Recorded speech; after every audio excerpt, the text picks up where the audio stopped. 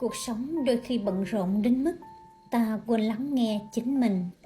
Ta mãi chạy theo những điều phải làm, phải đạt được, mà quên hỏi rằng hôm nay mình có ổn không?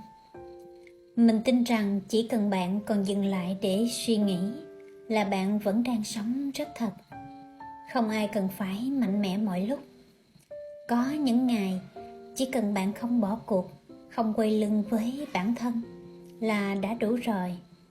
Đừng quá khắt khe với chính mình, vì mệt mỏi không làm bạn kém giá trị hơn. Nếu hôm nay bạn đang cố gắng trong im lặng, mình muốn nói nhỏ với bạn rằng bạn đã làm rất tốt rồi đấy. Cứ tiếp tục theo nhịp của riêng mình, chậm cũng được, miễn là bạn không bỏ rơi chính bạn. Mình luôn ở đây đồng hành cùng bạn nhé.